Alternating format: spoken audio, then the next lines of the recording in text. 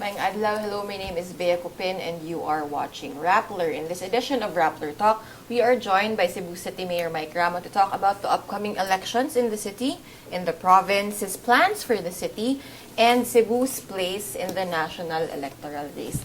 Hello, Mayor. Yes. Salamat for carving out time today. Kabalo ko medyo My busy pleasure. with the local campaign and, the daily mayoral duties nato. Sir, siguro to begin with, the other night, katong April 18, we hosted the first major rally of unity in Cebu, not just the city, no, but in Cebu province. The whole island. The whole island. Sir, first of all, siguro, why Bongbong Marcos Jr., why Sara Duterte?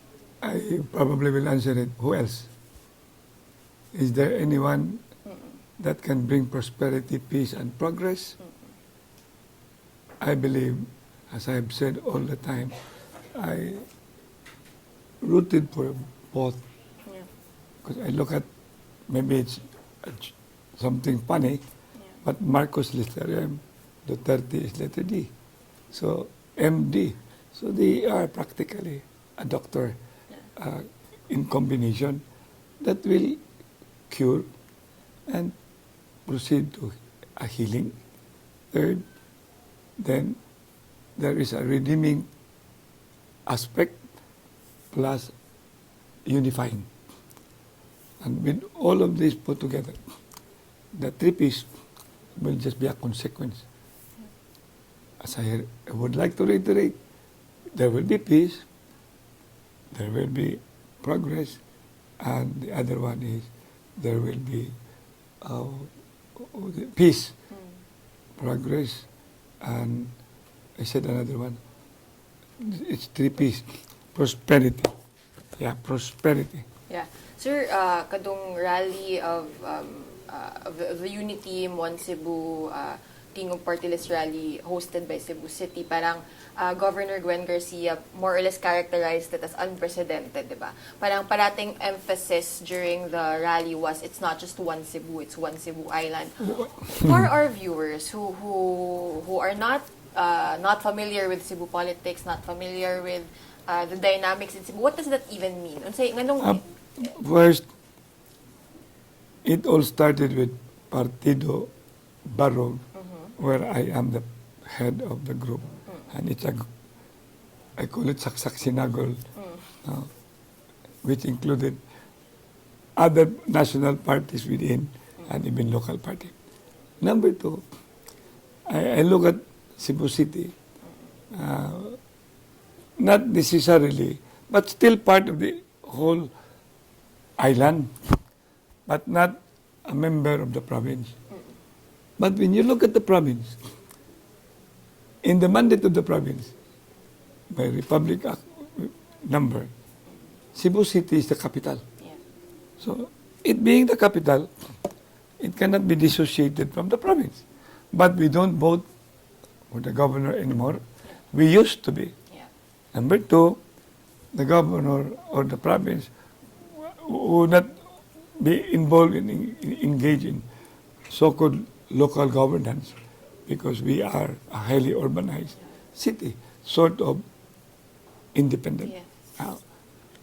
There are other cities which is also pare-pareho na as a highly urbanized, which is, if I'm not mistaken, ang Lapu-Lapu o ang Mandawi. The nearby, though a municipal city, component city, which is Talisay, but they are getting to be highly, by what we call neighborhood sentiment. Just like now, neighborhood with Mandawi is Consolacion. So, I was of the view, which I really espouse, and I keep on bringing, and I push the city of Cebu to be involved, especially on great issues like the pandemic. Yes. Then we talk about the vaccination, Yes. how to address the Odette, Yeah. and furthermore, the Agaton. We cannot be defying Isolated. the so-called very simple statement, no man is an island.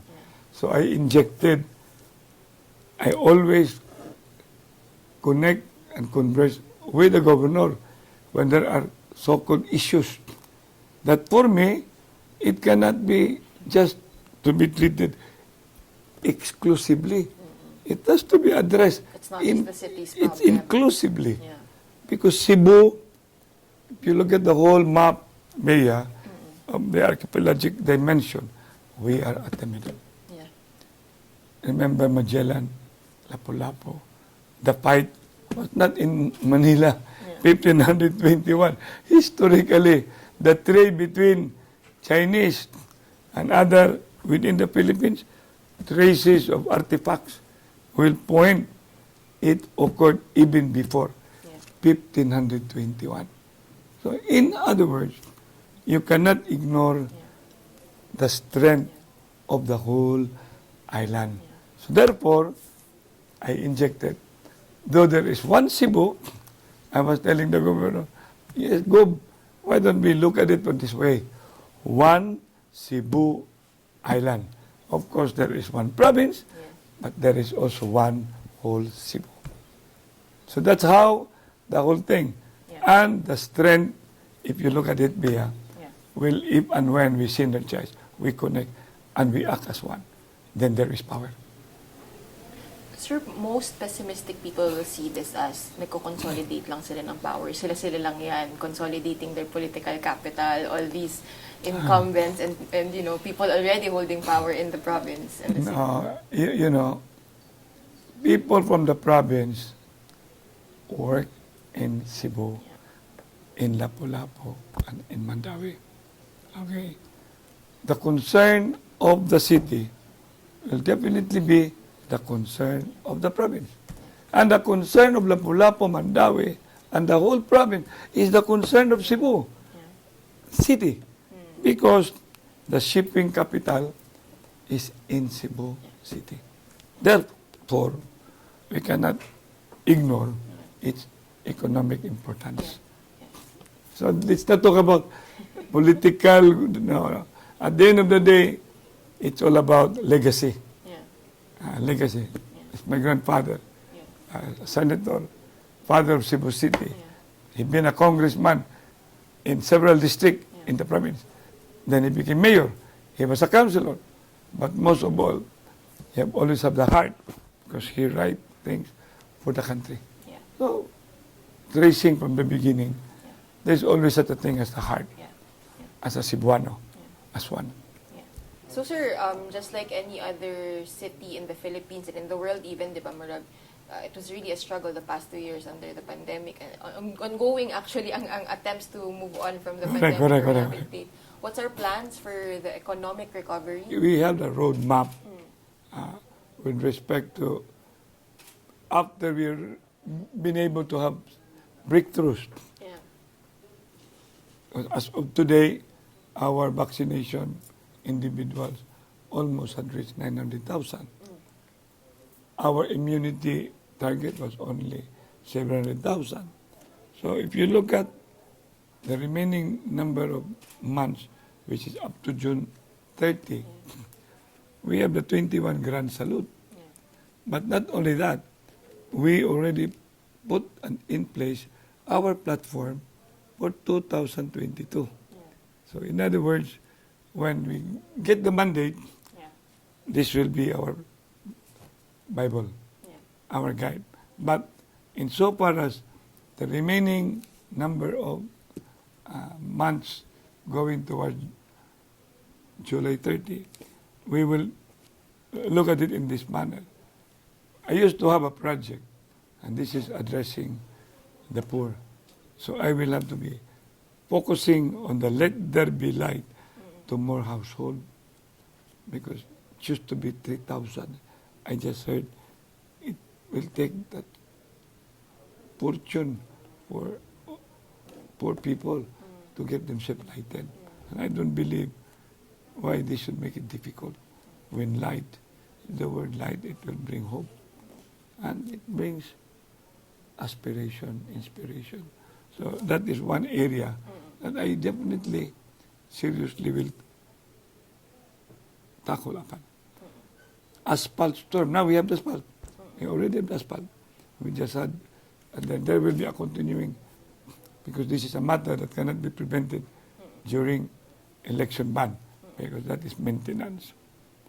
Assist, because the police, because I really wish the police, for my term will end, that Councilor Philip Sapra, who is in charge of the peace and order and safety, should focus on the police. Give me the budget, give me the plans, then I will have it under my intelligence fund or discretionary fund, if I still have. And this includes mobility, training, and even we call it infrastructure. Yeah. Okay. Now, another thing, we already have the medium rise about to be inaugurated. I was there when the ground was broken, and in due time, it will be open for functionality and operationality. Now, solid waste management. I am not comfortable really having landfill within the city of Cebu. I have closed the landfill when I was the mayor. And I wish that whoever are the owner of this landfill within the city can easily convert it to MRF or waste to energy. And I am very clear about that position.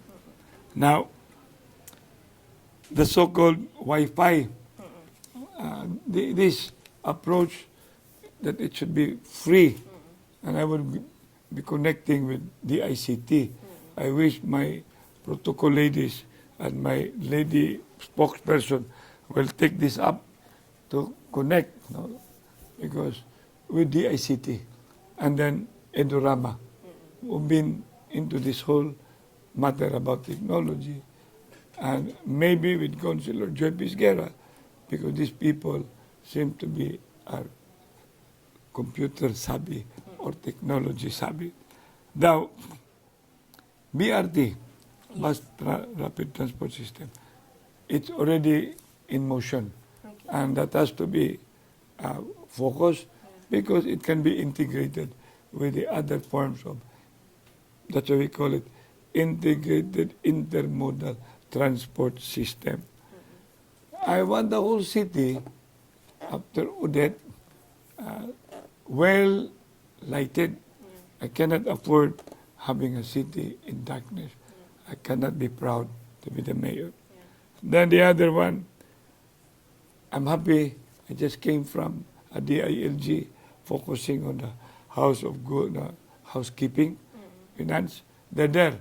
I spoke to them, and they're now into hoping they get into this whole thing in a platform or in a portal, so that as we go towards June 30, we will already see bureaucracy addressed, red tape addressed, and so forth and so on. Now, I am on the corridor of carbon. I've been very clear. I've been in carbon recollection since 60s. Pangumpra, then later our restaurant. Later, ako mismo, I was a trader, selling egg, vegetable, livestock, and piggery, as well as even grapes as agriculture. I've been into selling. I've been peddling. Now, we already have a solid waste management summit. We have done it. Then we will go into also convening, not included here, but I am into traffic management summit. Then focus on the 93-1, long overdue tenurial issues, and that will get to the poorest of the poor, but sometimes the middle class. Now they are already rich. They call themselves urban poor, but now they have become urban rich. And part of that also are occupants of the 93-1. Now, I will have to, because my vision when I was a mayor is to fully pay the utang of SRP. and all these requirements. When I was the mayor, I already have the requirements from Central Bank, Finance, JICA, then Land Bank, and uh, somewhere in the local finance. I already have this, and I will be pushing it, and it has to be with much aggressiveness before this end of June. Now, City Hall, the building of City Hall, at your, it's already there, Kabukiran. But the project which is called Bring Back City Hall at Your Doorstep, all activities regarding public service has to reach, there's a schedule in every barangay. Para dili ka sila Dili mabot dinhi. Yes. All those facets, including wanting to know about livelihood, problem about birth certificate, registration, etc., etc. It will now be catered right there at their doorstep. Now, herd immunity, we already have actually addressed this. Then the other one, release all overdue 31 checks. I release it. Okay? It was being held, and I do not like city government holding, which this is intended for the constituency, but only to be received by the barangay. Yeah. So these are all 21 grand salute. Yeah. Now, you're talking about platform. The platform is, if you get into this whole thing, some of that is covered, continuing matter, but this is our Bible. Yeah. When we get elected under the administration of Rama Garcia, and I'm seeing is not a landscape, is what we call hurot. Landslide, not landscape, landslide. Yeah. Sir, So, syempre itong 21, this addresses the the immediate local concerns of Cebuano voters, Cebu City. voters. Cebu no? City. What do you think, kasi given you've been going around again to campaign, what do you think Cebu City voters are looking for in a national leader naman? infrastructure, Oh, okay. infrastructure, good governance. Number 3, jobs. Yeah. Number 4, the government should give infrastructure. And you're talking about from the point of view leadership. Yeah. When you have the leadership, then people will follow. Yeah. And the most important thing, as highlighted, and they are hitting it. And simplified, very simple. Peace and order. Okay, criminalities, and which incorporate drugs. With all of this, it can provide peace. Then there will be progress. Then prosperity will come. And these are things that you see at Duterte, Marcos Jr. Yes. Duterte. Build. That's one. Because I was born and I was there when Ferdinand Marcos at his best. Yeah. And the Apari to Hulu. That was a mesmerizing accomplishment. Then you can see there was San Juanico Bridge. And I was a student in Manila. Then I was mesmerized, fascinated with Pocahontas Theater. I was also enticed, even entering the cultural center. Then I remember the film festival. And I have seen the grandeur, heart center and the kidney center. These were the years of magnificence during the Marcos era. I was there. Sir, sorry, you mentioned the magnificence of the era, but people also remember the There is such a thing as, I do not want to be defending. Okay. Because, like anyone, no one is perfect. Cast the first stone. That's always been my orientation. And being a lawyer, give the benefit of the doubt. These are all, and they get the highest now on survey. What does it mean? There is acceptance. Okay. Now, we give them, that's why I call them curing, healing, uniting, unifying, and redeeming. So, if you look at all those descriptions that I have known Bongbong. From the time we were together in filing our protest. 6 years ago, we both in the same situation. He was a victim of much being prided because that is 99.9% accurate.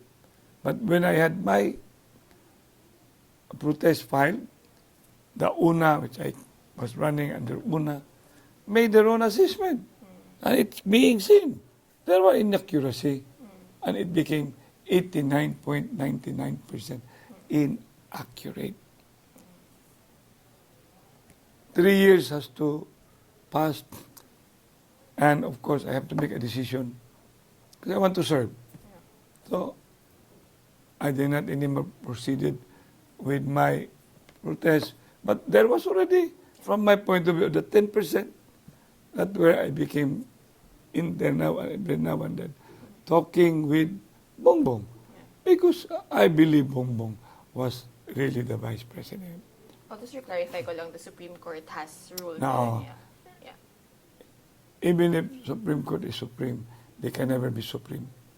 Sir, but I bring this up kasi syempre there's also sentiments na in Cebu City and even beyond Cebu City, the province, and even beyond the province also na parang it's painful to them to see the son of the former dictator rising back into power. People will point out na Cebu has a very rich history. Cebu City specifically has a very rich history. I am very much aware. Yes, sir. I have a family tree over there. Yes, sir. But I'm sharing it with you. Yes, sir. Dr. Rama Yes, sir. became governor under Marcos regime. I remember it. Number 2, he also won no longer as a nationalista, but adopted by the liberal. Okay. So that's the picture.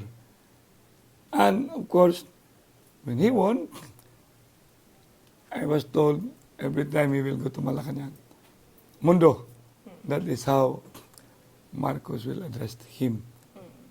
Number 4, when Marcelo came in, he was under house arrest. Okay? The other one is Napoleon Rama. He, a founder of Laban. Yeah. We were Laban, ang bayan kong Pilipinas. And he became 2 times Constitutional Convention. Very vocal during the Convention of Marcos. Okay. Banning Marcos dynasty. It's on record. Number 2, he became also a Constitutional Convention officers, majority and vice president, during the Cory Aquino's time. Okay? So, therefore, and he had become a cellmate of Ninoy. Yeah. And Ninoy, oftentimes, in the New Manila, and Ninoy was in Time Street. He lives in, and I lived there a few months when I was studying law in San Beda. He frequently in that house. And he ran. They all lost. Number 1, Napildi. Number 1, Imelda. Number 1, incarceration. Nagawas mo na siya. Onya, my father became a counselor under Marcos years, under martial law. That's my father. And my history, as far as I'm concerned, at the time of the magnificence and the so-called, I've seen when the President Marcos delivered a speech in America. I had a record in all of it, and I listened to it.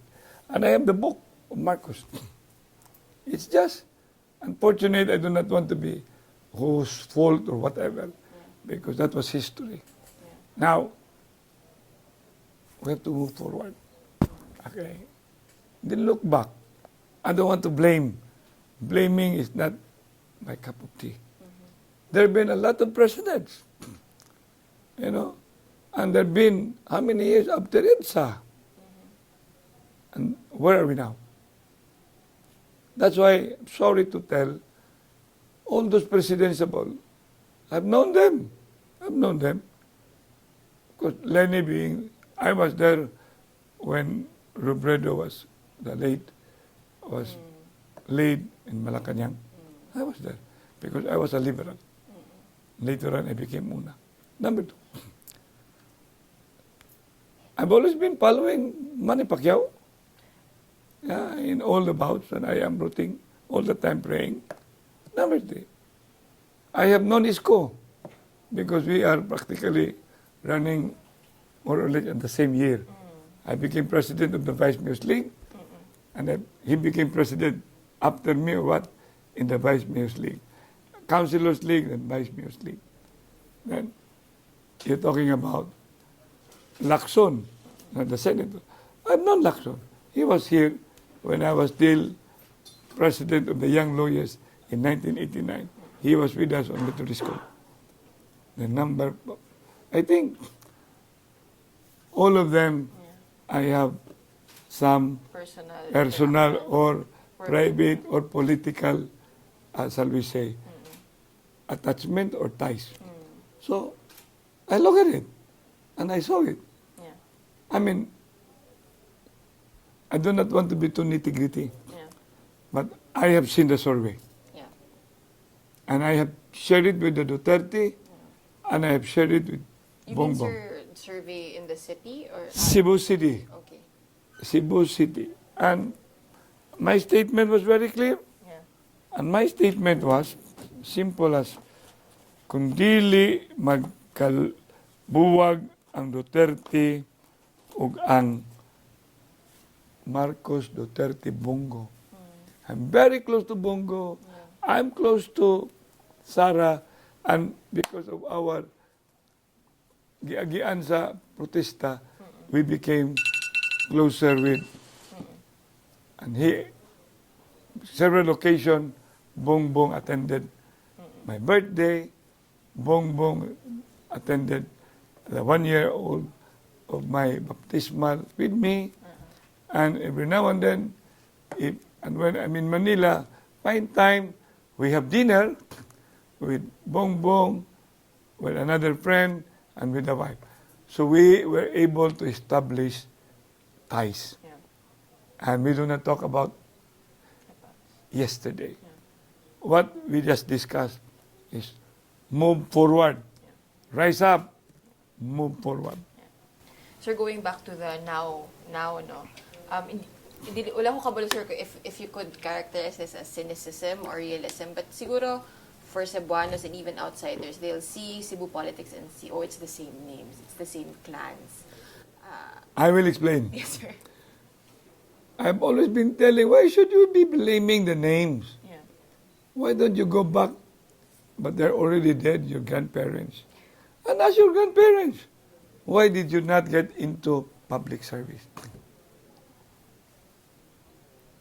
I'm supposed to be, if I really wanted, but I was already in an environment there, in that house for 20 years. That the old ancestral house of Don Vicente Rama. All of them, many of them are into public service. Even cousins, my brother was a governor, etc., etc. So what do you expect us to see? Yeah. The epitome of such a direction. Yeah. Though I wanted to be in business, but I always believe I cannot make business with politics. Yeah. So I have decided to follow the footsteps of my papa, who was a counselor, my tito, who was a counselor, my uncle, who became a constitutional convention. I wish I can be in the constitutional convention. And of course, my uncle, who became number one councilor, vice governor, the governor. Who knows? Yeah. I'm still, I wish, we don't know what's up for me. Yeah. But governorship, it cannot be far-fetched in a way because Yeah. Rama has always been in the devotion of public service. 100 years Yeah. since June of 2016. So names, please, maybe law, but still the law on dynasty. For me, it is what we call restrictive, repressive. And why should you blame if this family, by heart, by mind, and spirit, they already have passion to serve? So, this definitely will just be a cycle. A cycle, I'm telling you. In Cebu, Garcia is now in prominence. There used to be Soto, there used to be Briones, there used to be, now Cuenco is still around, and Rama, the Osmeña, then came names now, there's a new one on Tiberos, new one, you know, and this, the Guardos, and all of these names, no matter what, their children will be watching them. Yeah. So when you are watching your parents, what are you going to do? You will always getting desire to follow. Which makes me wonder siya, kasi ikaw familiar pod ka sa, dili lang sa, there are many difficult days when you're an elected official, di ba? I would imagine the difficult days outnumber the good days in most cases. Would you encourage kibali na kay Ana or your Yes. children to join politics? Yes, yes. Because for me, I've been telling my son and my daughter, my daughter is a Chevening scholar of London School of Economics. Number two, my son is a lawyer. Both are into culture and arts. I'm proud of them. They're good writer. They can put some things and have some artistic being presented. And I have a son, I have a feeling, also very sociable and already pretending and feeling that maybe he can feel that his father is a mayor, and things like that. And of course, but I'm not going to dictate. I will only influence and hopefully madala, and then it's their choice. I will never stop them from where, because it is really a very fulfilling job, Bea. Many are called, only few would wish to be in public service. Manang, how could you ever blame family names going back? Because nobody would even offer. If mo offer sa sila, I mean, maybe the right person, wrong party. It must be the right person at the right time, then with the right party. So final question na lang, under a Rama Partido Barong leadership, where do you want to see Cebu City heading in the next long term, no? 10, 20 years? Whatever. The seed of tomorrow has to be planted now. It's up for whoever will continue, because immortality is what we do not have. But legacy is what we can leave behind. Now, tomorrow, as I've always been, I've been given the opportunity to finish my third term. But this is not my third term. It's supposed to be, but there was such an intervention. And I said, I would wish Cebu City to be globally competitive, highly urbanized, smart city, environmentally friendly, and disaster resilient. So that is what I wish the city to be.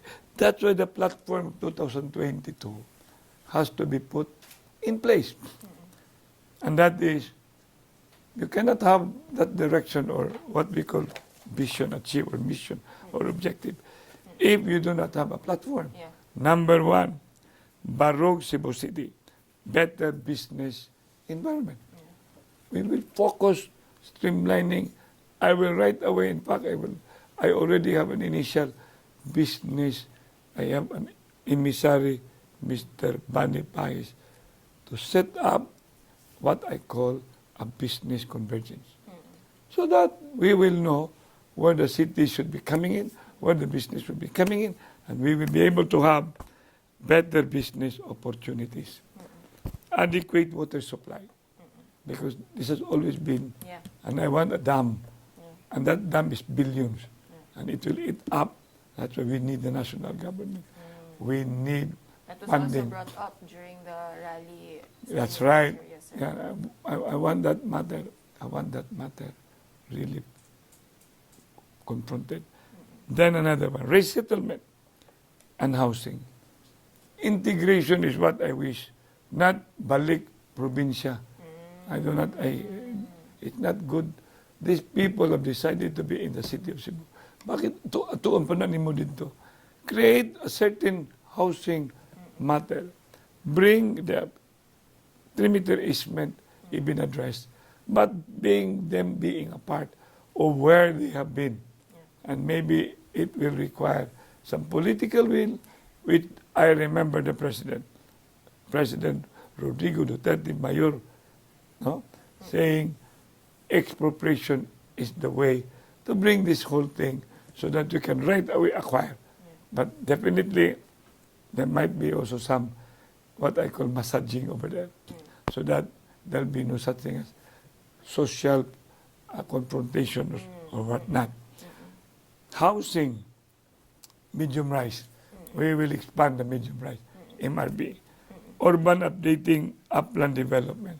As we bring, I call it coastal downtown, I call it coastal downtown, midtown, uptown, upland. And I even envision of a Cebu City highland. Cebu City highland. So there will be a setting of a city in the highland. So that there will be no 85% ang ato ang upland. So we must look at it as a vast, Untapped potential. yes, untapped potential. Then good governance, public safety, and disaster resiliency. With all of this, people are focused, bring in incentive, make bonus available, and maybe do something that salary will be increased.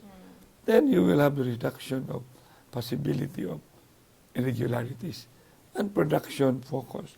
Everybody will be properly moved, motivated, and they become a very potent member of a human resource. Comprehensive educational support. We must look at education, because if ignorance is, if education is expensive, try ignorance. So a literate constituency will always be a productive constituency and a prosperous country.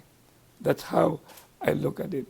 And when the poor, I call it from my point of view, poor to become better, middle class comfortable, and the rich to share.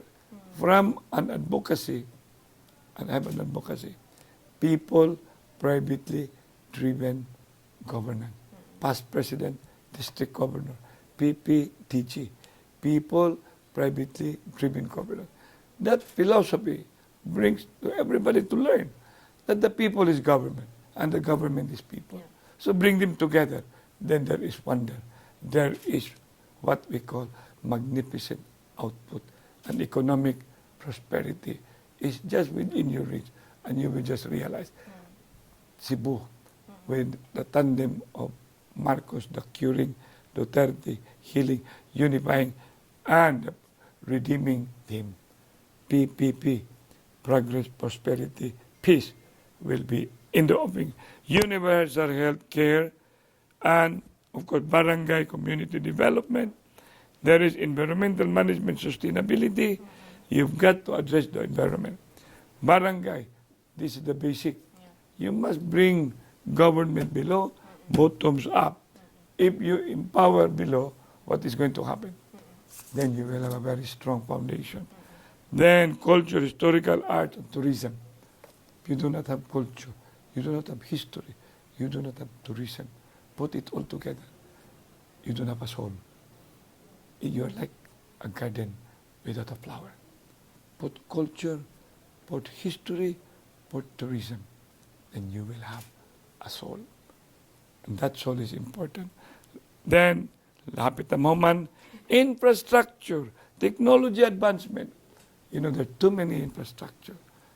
BRT, LRT, subway, train below, and available wide roads, bridges, all of this.